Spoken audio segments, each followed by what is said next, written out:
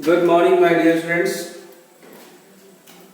Today's I am going to discuss about polity, and today is the time of chapter 3, which I am going to discuss, and part second of this chapter, which I am going to discuss. The topic of today's discussion is towards a new constitution. Towards a new constitution. Towards a new constitution. Towards new constitution मतलब कैसे south Africa में नए constitution का formation हुआ, क्यों हुआ, उस समय वहां की जरूरत क्या थी और किस हिसाब से कॉन्स्टिट्यूशन को बनाया गया, इसके बारे में हम लोग जानने की कोशिश करते हैं.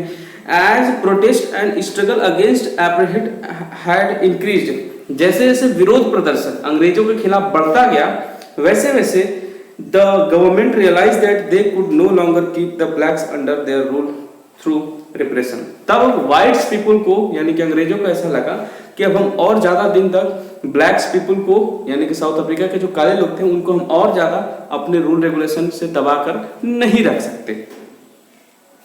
The white regime change its policies, तब अंग्रेजों ने अपनी पॉलिसी चेंज की. क्या चेंज किया उसने? तो डिस्क्रिमिनेटरी लॉज वेयर, ठीक है, जो भी नियम कानून थे जिससे डिस्क्रिमिनेशन भेदभाव बढ़ता था उस नियम को उन्होंने बदल दिया.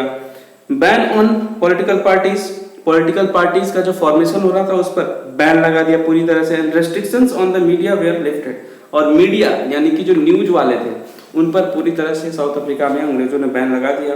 एंड 28 साल के बाद यानी कि after 28 years of imprison Nelson Mandela walked out in the jail at a free man. 28 साल के बाद यानी कि आफ्टर 28 ईयर नेल्सन मंडेला को जेल से बाहर निकाल दिया गया.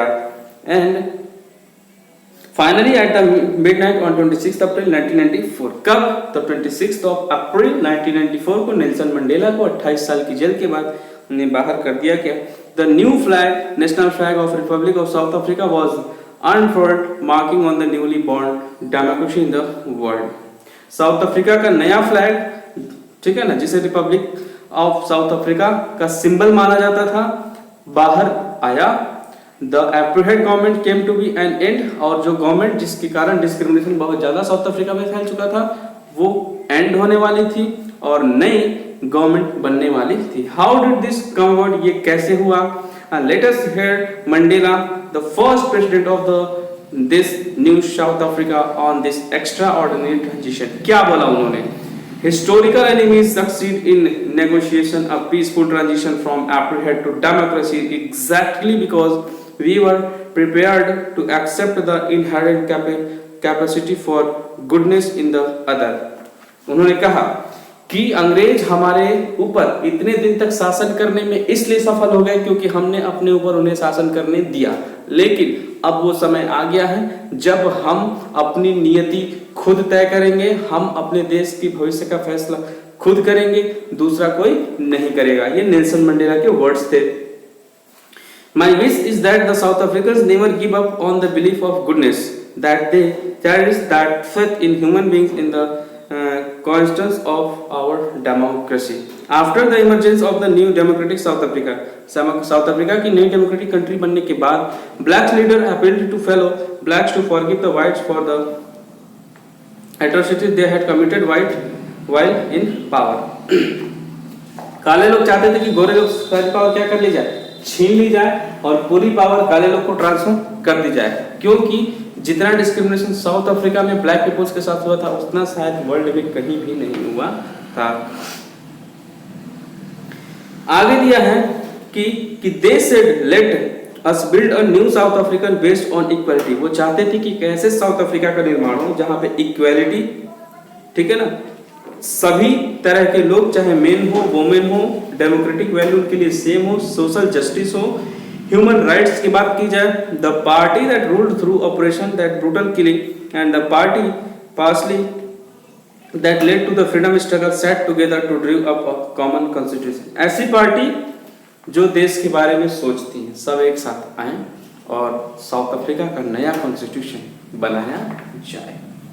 आफ्टर 2 years ऑफ डिस्कशन, 2 साल का डिस्कशन के बाद, बहस के बाद, they came out with the one finest constitution the world has ever had.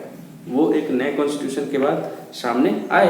This constitution gave to its citizen the most extensive right. इसने अपने सिटीजन को बहुत सारे राइट्स प्रोवाइड किए, जैसे कि उन्हें बहुत ज्यादा फ्रीडम मिल सके। जैसे together they decided in search of solution of the problems, nobody should be excluded, no one should be treated as a daemon.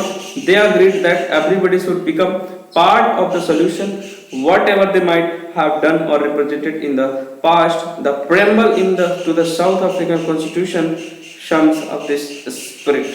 preamble को हम जानने की कोशिश करते हैं। preamble हमारा पेज नंबर 50 पे दिया हुआ है, तो उस preamble को आप लोग पढ़ लेंगे, ठीक है ना।